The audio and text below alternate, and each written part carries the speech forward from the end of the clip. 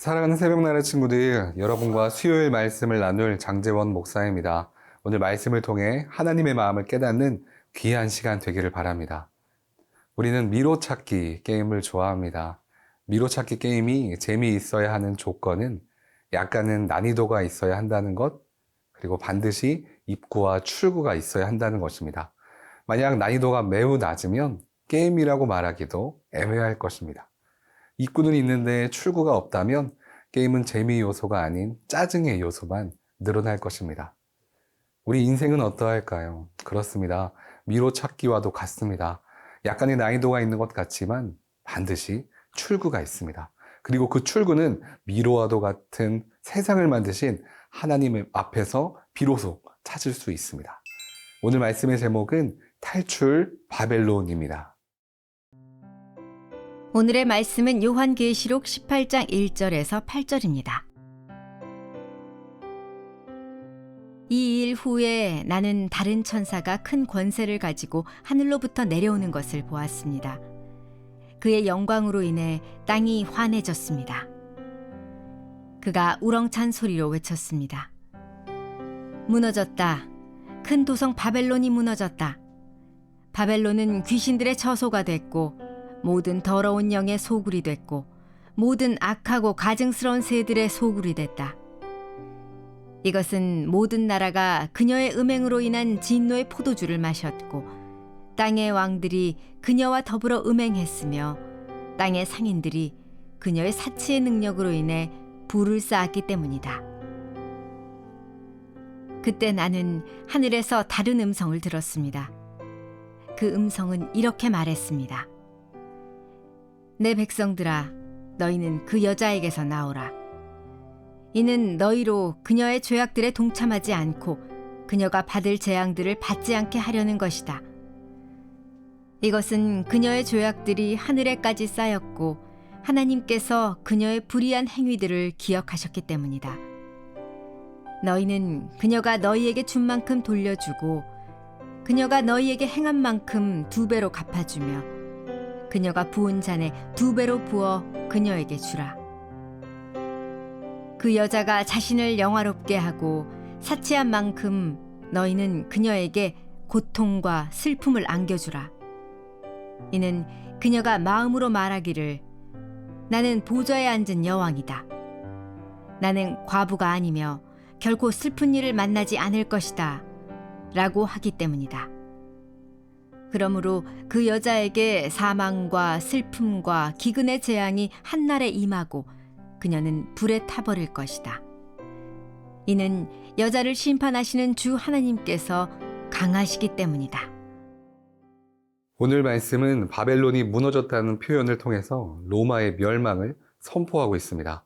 이 선포는 우리에게 무엇을 말하는 것일까요? 먼저 1절입니다.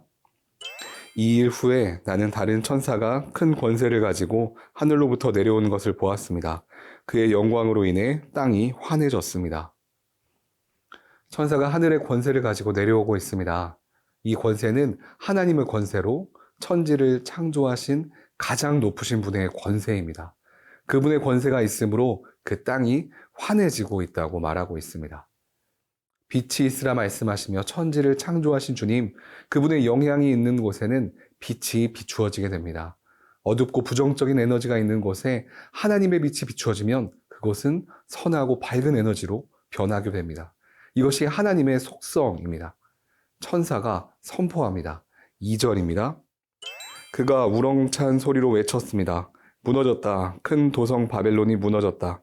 바벨론은 귀신들의 처소가 됐고 모든 더러운 영의 소굴이 됐고 모든 악하고 가증스러운 새들의 소굴이 됐다. 천사는 우렁찬 소리로 선포합니다. 큰 도성 바벨론이 무너졌다. 바벨론은 과거 이스라엘을 비롯한 수많은 나라들을 무너뜨렸던 대국을 의미합니다. 끈질긴 생명력과 무한한 권세를 자랑했던 바벨론, 그러나 이 바벨론도 결국 무너진 것입니다.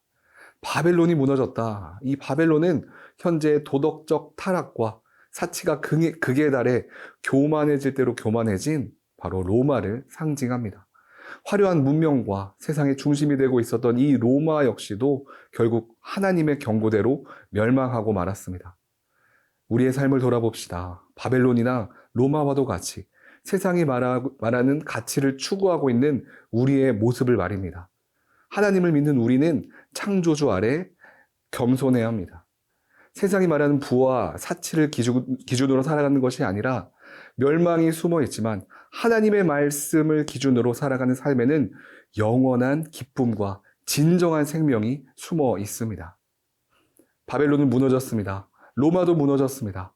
우리는 왜 무너질 것들을 그렇게 붙잡으며 살아갑니까? 주님만을 의지합시다. 주님만을 높여드립시다. 우리가 세상이 아닌 하나님 앞에 무릎 꿇고 경배하며 나아갈 때에 주님께서 우리를 일으켜 주십니다. 사랑하는 새벽나라 친구들, 천지를 창조하신 주님은 모든 것 위에 뛰어나신 능력의 하나님이십니다. 오늘도 그런 주님 앞에 엎드려 세상이 아닌 하나님의 뜻 가운데 살아가는 모든 세나 친구들 되기를 바랍니다.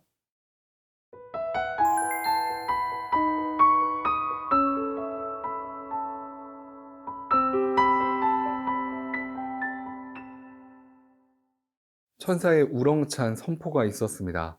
이제 하늘에서 또 다른 음성이 들립니다. 4절과 5절 말씀입니다. 그때 나는 하늘에서 다른 음성을 들었습니다. 그 음성은 이렇게 말했습니다. 내 백성들아, 너희는 그 여자에게서 나오라.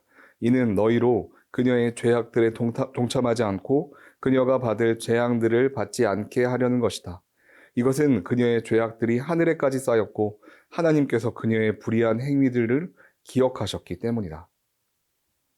이제 천사가 아닌 하나님의 직접적인 음성이 들립니다. 너희는 그 여자에게서 나오라.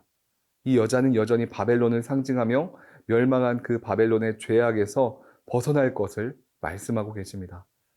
우리 기독교인의 삶의 역사는 현실에 안주하는 것이 아닌 죄악이 물든 세상 가운데에서 탈출하는 것입니다.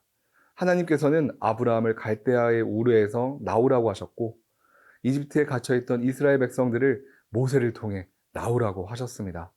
세상의 영향에서 벗어나 하나님을 예배하는 자리로 나아갈 때에 주님의 통치가 우리의 삶에 임하게 됩니다. 그녀의 죄악들, 즉 바벨론의 죄악들이 하늘에까지 쌓였다고 선포합니다. 소돔과 고모라 땅에 죄악이 넘쳐나 그 땅에 불이 임했듯이 불의한 행위들로 가득했던 바벨론 땅도 멸망 가운데 나아갔습니다. 우리는 바벨론과도 같은 세상의 죄악들 속에서 탈출해야 합니다. 우리가 탈출하지 못하고 죄악 가운데 머물러 있는 이유는 무엇일까요? 내가 하나님이 아닌 세상의 죄악 가운데 있다는 것을 인지하지 못하고 있기 때문이기도 하고요. 한 가지 이유가 더 있습니다. 8절 말씀입니다. 그러므로 그 여자에게 사망과 슬픔과 기근의 재앙이 한날에 임하고 그녀는 불에 타 버릴 것이다. 이는 여자를 심판하시는 주 하나님께서 강하시기 때문이다. 우리는 죄악과 어두움의 굴레 가운데에서 탈출해야 하는데 그러지 못하고 있는 이유, 하나님의 강하심을 인지하지 못하고 있기 때문입니다. 심판하시는 이는 여호와 하나님이시다. 창조주 하나님께서는 이 세상을 만드셨을 뿐만 아니라 멸망시키실 권세가 있으시다. 이러한 믿음의 선포가 우리 마음 가운데 온전히 있지 않으니 우리는 자꾸만 세상의 권세 가운데 우리의 눈과 마음을 빼앗기는 것입니다. 주님을 주로 고백하는 예배자 가운데 살아갈 때에 우리는 세상이 만든 죄악의 굴레 가운데에서 빠져나올 수 있습니다. 주님은 우리를 부르고 계십니다. 사랑하는 세나 친구들, 바벨론이나 로마가 세상의 중심이라고 해서 우리도 그곳에 속할 필요는 없습니다. 어두움에 물든 세상 가운데에서 나와 빛의 자녀로 살아가는 모든 세나 친구들 되기를 바랍니다. 사랑의 주님, 인생의 주인 되시는 주님 앞에 겸손히 엎드리며 나아가길 원합니다. 세상의 물결 가운데 휩쓸리는 것이 아닌 하나님의 말씀으로 살아가는 우리가 되게 하여 주시옵소서. 살아계신 예수님의 이름으로 기도합니다. 아멘.